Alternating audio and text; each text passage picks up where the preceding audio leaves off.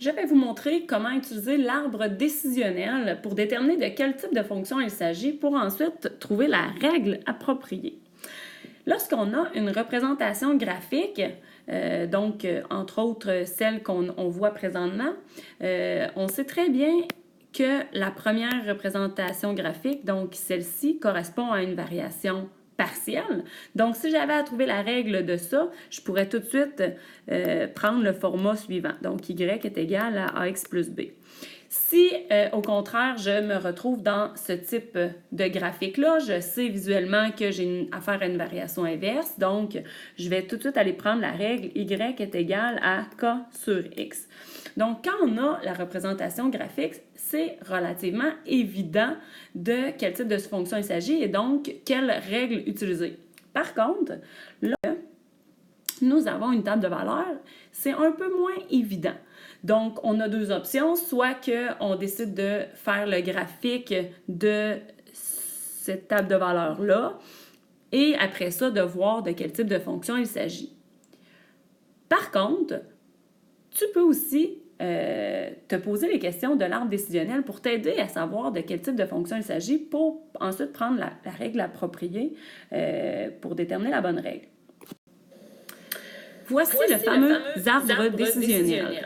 Première question que tu dois te poser lorsque tu ignores de quel type de fonction il s'agit, c'est la suivante. Donc, est-ce que le produit x par y est toujours le même? Si la réponse est oui, on a affaire à une variation inverse.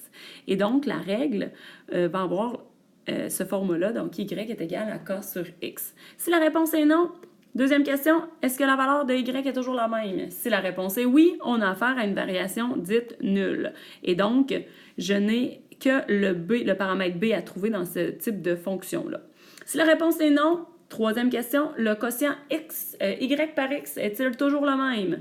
Si la réponse est oui, nous avons affaire à une variation directe et donc je dois trouver le paramètre a.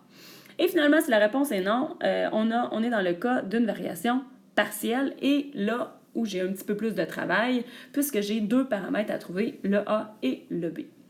Ce qui est le plus important de savoir au final, c'est d'être capable de distinguer la variation inverse d'une fonction polynomiale de degré 0 ou 1.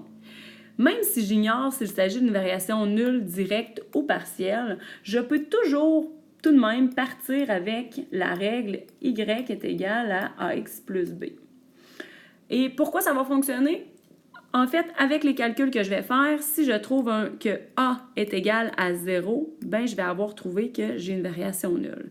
Si je trouve que le b est égal à 0, je vais avoir trouvé que j'ai une variation directe. Et finalement, si je trouve une valeur différente de 0 pour le a et le b, donc le taux de variation et la valeur initiale, ben vous aurez compris que j'ai trouvé que la variation était dite partielle.